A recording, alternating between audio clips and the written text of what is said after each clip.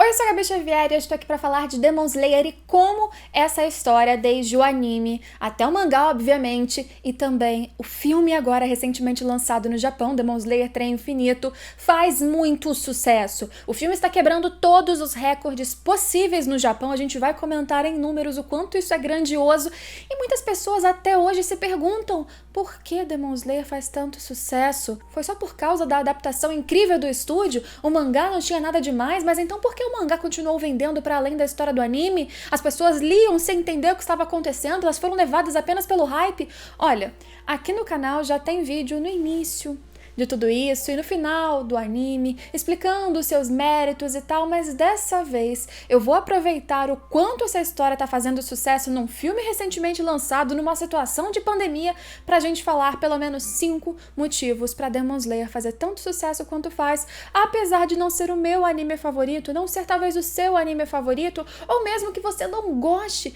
vem entender porque apesar de você não curtir, tem sim muitos motivos, ou no mínimo 5 muito importantes para essa história ser o boom que tá sendo até hoje, após o fim do mangá, inclusive. E se você notou, eu estou usando um moletom com uma estampa lindíssima de Demon Slayer, que é exclusiva da minha lojinha, link aqui embaixo em loja.com.br/Gabi-Xavier, que tem essa estampa em moletom, camiseta, em vários modelos, além de outras estampas exclusivas de animes por lá também. E aproveita que até dia 3 de novembro tem uma promoção inédita ainda de Halloween, que você compra um moletom e ganha 2 camisetas, então acessa logo e não perde a promoção. Fica vestido de Demon Slayer ou de outros animes você também. Primeiro, aos números estrondosos e inéditos até este ponto do filme de Demon Slayer. Demon Slayer Trem Infinito, como a gente já sabe, estreou numa situação que é difícil de se prever que seria um grande sucesso, pessoas indo no cinema durante uma pandemia que ainda não acabou. E o que o Japão, na verdade, fez em relação a medidas, prevenção, não foi grande coisa, para falar a verdade. Uma matéria recente da BBC comenta que no Japão as medidas foram basicamente ou não é permitido comer dentro do cinema e a lotação total é possível, ou se você puder comer, a lotação máxima é de 50% da sala, ou seja, 50% das cadeiras ocupadas.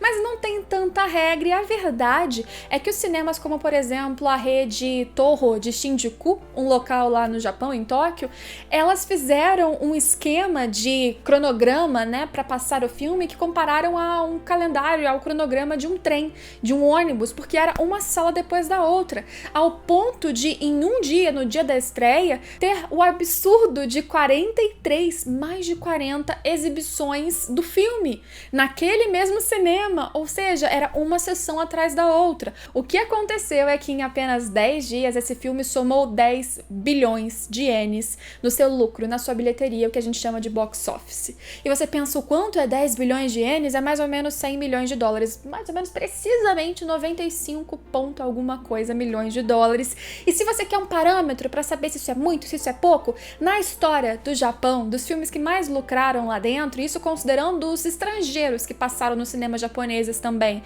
no topo a gente tinha o Chihiro, a viagem de Chihiro do estúdio Ghibli, que demorou 25 dias para conseguir chegar nesses 10 bilhões de ienes. Hoje, atualizando com mais ou menos 2 semanas da estreia de Demon Slayer nos cinemas japoneses, a gente já tem mais de 15 bilhões de ienes, lembrando que o topo em A Viagem de Chihiro foi ocupado ali com 30 bilhões e o filme acabou de sair, o hype ainda continua, o que se vê na bilheteria é que dia a dia não tá caindo tanto essa linha, ou seja, as pessoas continuam indo ao cinema, os combines, as lojas de conveniência, as marcas, as lojas continuam aproveitando o merchandising, a marca Demon Slayer para vender algumas coisinhas a mais e as pessoas estão comprando. O Japão está repleto de Demon Slayer e o sucesso está no ápice. Isso muito lá, obviamente, porque o filme ainda está sendo exibido por lá. A gente não tem, por exemplo, pra cá sequer uma previsão de quando o filme virá. E por que esse grande sucesso? Esse sucesso que começou desde a primeira adaptação no anime,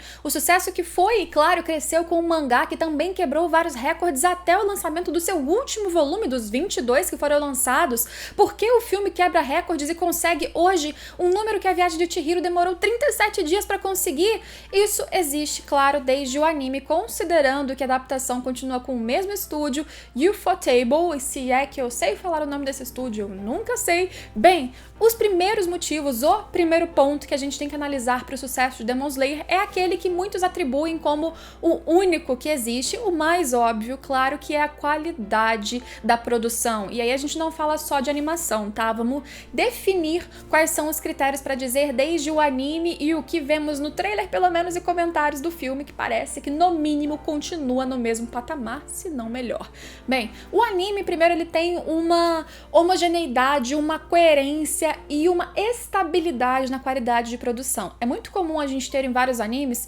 uma luta, uma cena, um episódio que se destacou bastante ou alguns momentos durante toda a produção de uma temporada ou algumas temporadas que são mais bem feitos, que são colocados como os melhores episódios, os melhores momentos, a parte mais linda. Demon Slayer tem uma produção que ela é excelente do início ao fim. É claro que o episódio 19 tem a cena mais icônica, aquela que chamou a atenção e certamente a mais bem feita em direção, trilha sonora, tudo que a gente vai comentar ainda, mas a produção como um todo, ela é sólida. Isso a gente consegue ver com muita clareza porque Demon Slayer tem muitas cenas animadas em velocidade, que demandam muitos quadros, e aí a gente não tá falando só dos quadros realmente chave, mas de transição, que são importantes para a coisa não ficar travada, para a cena ficar fluida. E a gente tem um equilíbrio muito bem feito entre os elementos 2D e 3D que são utilizados em Demon Slayer. Então na cena não tem o exagero do uso do CGI, mas quando ele aparece, ele traz mais profundidade, ele dá textura, ele faz você sentir e quase pegar, por exemplo, aqueles poderes, as imagens que saem dos golpes, dos ataques da espada, por exemplo, do Tanjiro, o protagonista. E claro, a gente tem também um design de personagens que é muito bom. A gente vai entrar nesse ponto mais de design de personagens para entender que ele não só é bem feito e homogêneo e funciona, mas também ele é original. E a gente tem uma excelente trilha sonora, uma trilha sonora que não tem só um tema ou outro que se destaca, mas durante todo o anime é uma trilha sonora quase cinematográfica que foi feita a partir de certos temas, inspirados em certos padrões e colocados para cada cena. A gente tem também, é claro, uma excelente mixagem de som, e você talvez não tenha ouvido falar muito disso de anime, mas pensa só, são os efeitos, por exemplo, sonoros que a gente tem no golpe de uma espada, no contato de um corpo com outro, dos efeitos de poderes ou de sons que acontecem no ambiente. Isso tudo em Demon Slayer também é muito bem calibrado, fora a direção, que é muito importante para juntar todos esses elementos e transformar isso numa cena bonita, em que você veja os acontecimentos e eles passem emoção, que não pareçam uma coxa de retalho ou algo extremamente alongado, arrastado, para que fosse fluido, interessante e não maçante, embora, claro, exista um momento de novo em que a coisa fique ainda melhor. Portanto, sim, tecnicamente o estúdio foi essencial para que as pessoas no mínimo notassem essa história e se interessassem por ela, mas se não fosse a própria história, a coisa não seria tão sucesso assim. E como segundo fator, e talvez um dos que você mais critica de Demon Slayer, para mim, um dos seus méritos é ter, sim, uma história extremamente simples, porque a história é simples.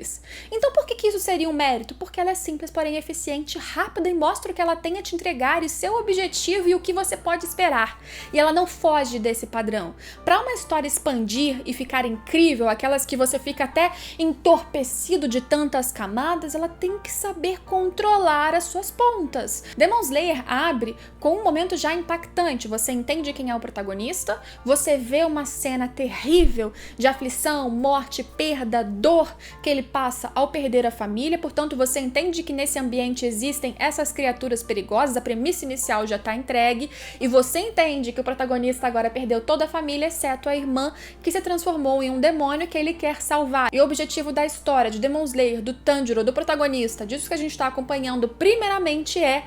curar a Nezuko, transformá-la de volta em humana e manter ela viva até esse ponto. E aí, nesse primeiro episódio, você já descobre que existem os exterminadores de Oni, e você já sabe que o Tanjiro minimamente não quer se vingar de Onis, mas ao longo do seu caminho ele precisará enfrentar alguns que, olha só, também morrem com o sol. Então, logo no início, o anime não vem de enrolação, ele já te entrega, e esses são pontos fundamentais que continuarão sendo trabalhados de forma simples e bem rápida, inclusive. Se isso se segura bem até o final do mangá, bem, tem um vídeo aqui com spoilers falando só sobre o que eu acho disso, mas até o que a gente tem nesse ponto, principalmente adaptado em anime, trabalha bem esse ritmo acelerado, pegando os pontos principais, exaltando-os com muita qualidade técnica, emotiva, e a coisa funciona muito bem, vende muito bem. Ser simples nesse caso foi muito bom. Como terceiro ponto, os personagens eles são muito bons, bem construídos e plurais e trabalhados o suficiente para que você se apegue a cada um deles e você tenha uma gama de personagens para gostar. Não é porque os personagens eles têm alguma semelhança, proximidade com outros que você conhece que eles perdem a originalidade. A gente tem um protagonista que ele é do típico bonzinho, que ele realmente segue o coração, mas ele tem princípios muito certos, corretos. E diferente de outros, ele não segue, como eu disse, um princípio de vingança. Ele quer salvar a irmã. Existe, claro, a irmã que deve ser salva, a Nezuko, fofinha, mas que também é forte. Então ela não é um combo apenas de fofura, ela é um combo de fofura e força e amor. O vínculo dos irmãos é muito bonito e funciona muito bem e não é tão fácil assim você criar química entre personagens numa história e vender esse amor que Kimetsu faz com eficiência. Surgem os heróis mais fortes, os pilares, os Hashira, que são mais fortes que qualquer outro exterminador de Oni que a gente conhece, que são mais fortes, obviamente, que o protagonista, mas que também serão bem trabalhados em camadas, mas rapidamente, o que eu acho uma coisa maravilhosa, extraordinária na escrita da autora de Kimetsu, porque ela consegue em poucas páginas fazer você amar um personagem pela forma que ele se coloca, pelo visual dele, porque ele é bem construído simbolicamente, combinando com o seu passado e com os objetivos que serão mostrados. Cada um deles tem um propósito e um porquê, e isso é colocado lá muito rápido. Não é qualquer um que consegue sintetizar as coisas. Eu, por exemplo, como vocês podem perceber no tempo desse vídeo, não sei. Existem os demônios, um mais forte que o outro, com um objetivo diferente do outro e que foram transformados em contextos completamente diferenciados e por isso você tem diferentes sentimentos por eles. E claro, você tem Muzan, o principal de todos, que surge desde o início como a maior ameaça e continua sendo a maior ameaça até o fim. E ele, por si só, também tem um objetivo extremamente claro e é o seu objetivo até o final. E a história não te engana, não trapaceia, não se perde. E como um quarto ponto que eu já citei brevemente, e é exclusivamente mérito do mangá, melhor adaptado e polido pelo anime, claro, é a construção simbólica do universo e dos personagens. Porque a gente tem muito claramente ali as linhas, as falas, as ações que fazem você gostar aqui ou não de um personagem, o passado é descrito, mas você já notou como Kimetsu tem uma originalidade muito grande na construção dos seus personagens? Como, por exemplo, uma borboleta linkada a uma certa Hashira pode simbolizar metamorfose, transformação, uma pessoa que está em completa e constante transição, querendo se transformar em alguém talvez diferente do que ela era antes. E o roxo, a sua cor, que psicologicamente na teoria das cores também simboliza, por exemplo, desde mistério, já que ela esconde muitos segredos que a gente vai descobrindo, como também em certas combinações veneno, e veneno é algo muito importante na construção da Shinobu, que é quem eu tô falando, claro, ou o azul, que não é apenas a cor da respiração da água usada pelo Gyu, mas também é uma cor que representa distância, profundidade, ausência, frieza de sentimentos ou, na verdade, algo que está profundamente enraizado no seu coração, uma pessoa que é extremamente empática, mas se esconde nas profundezas dos seus sentimentos, dos seus segredos, sem mostrar isso tão abertamente assim. Ou o pilar das chamas, Rengoku, que tem justamente como a sua respiração a chama que é um símbolo de algo que teoricamente arde para sempre. Simbolicamente, quando ela é colocada numa tocha olímpica que vai sendo passada, as chamas sempre simbolizam algo que vai perdurar, que vai durar sempre, que vai continuar, que vai brilhar eternamente. Se você, por exemplo, já conhece a história do filme do Rengoku, do que ele vai trazer para Demon Slayer, isso não é perfeito sobre quem ele é, fora que fogo por si só é algo vivaz, cheio de energia, que também tem muito a ver com como ele se comporta daqui para frente. E também a gente tem o Tanjiro em verde, mais um protagonista verde que é uma cor, por exemplo, daquilo que não amadureceu, daquele que ainda é verde como um jovem, ainda tem muito que aprender, ainda tem certas ingenuidades, ou a Nezuko que é rosa, a cor da sensibilidade, ou o Inosuke com a sua cabeça de javali, que não só representa que ele foi criado no meio de uma mata selvagem, mas também o javali é um animal que representa força, coragem, ferocidade, o que tem tudo a ver com o que ele é também. E o que falar do pilar da serpente que é um animal dual, que representa tanto bem quanto mal, cheio de mistérios, simbolismos, o próprio olho dele dele tem duas cores, o que o seu passado, que demorará bastante para ser explicado, vai falar sobre isso. Eu não posso dar tantos spoilers, portanto eu não posso trabalhar tantos símbolos neste vídeo, porque a proposta não é essa, mas saibam que e observem como esse universo, ele é todo simbolicamente bem construído no mangá, e isso, por mais que você não repare aqui e ali muito objetivamente ou conscientemente, isso colabora para a interpretação, para sua experiência, porque quando você construir quem é a Shinobu na sua frente, quando você conhecer o passado dela, a roupa que ela usa, que é icônica, que é diferente de qualquer personagem de qualquer outro anime, vai combinar em cor, em símbolos, com o que ela fala, com o que ela viveu, com o que ela é, com qual é o seu objetivo. E isso com vários personagens, com vários ambientes, e isso é um mérito gigantesco da obra como mangá, desde a sua concepção, melhorado e melhor adaptado, claro, no anime. Cores, símbolos, detalhes no cenário, na roupa dos personagens, só como uma dica, podem dar spoilers, ou pelo menos pistas do que vai acontecer na história ou com personagens no seu futuro, então prestem atenção. E como um quinto ponto, é claro, a gente tem personagens que fazem rir, que emocionam, que fazem chorar, tem momentos de tensão, momentos de perigo, é uma história que balanceia muito bem diferentes sensações sem perder de novo o foco, que é a caça a demônios, o fim principalmente de Muzan para acabar com esse extermínio de humanos por causa de Onis que são repetidamente transformados e colocados nesse mundo de escuridão sem fim que arrasta tanto os próprios demônios quanto as suas vítimas. É claro que a adaptação, como eu já coloquei como primeiro ponto, é um grande e fundamental motivo para que essa história seja o grande sucesso que é, mas não é só uma animação muito boa, são vários fatores técnicos trabalhados bem ao longo de toda a produção, inclusive agora no filme, mas sem todos os outros fatores, sem todas as outras construções, isso não seria tão icônico, tão diferente, tão famoso quanto é hoje. Demon Slayer tá quebrando recordes no cinema, tá continuando como um sucesso no Japão e fora dele, e a gente tem que esperar agora como vai ser depois, se essa história vai continuar sendo adaptada por esse mesmo estúdio que todos estão amando tanto, mas gostando ou não dessa história, a gente consegue, é capaz de entender por que ela tem tanto fã e se justifica assim. Não por isso você é obrigado a gostar, porque a história é uma e você só vai gostar se ela bater aqui no fundo do seu coração, e não tem problema se isso não acontecer. Mas não invalide o seu sucesso, porque geralmente quando a coisa faz sucesso tem explicação, tem mérito, por mais que você curta ou não. Curte Demon Slayer, comenta aqui embaixo, fala se você concorda sobre esses pontos, o que você tá achando do sucesso do filme lá fora e o que você espera assim que você puder assistir. Se inscreve no canal se você não for inscrito, aproveita a promoção dessa estampa e de outras lá na lojinha do canal, aqui embaixo o link pra vocês, e a gente se vê, espero eu, em todos os próximos vídeos. Tchau, tchau!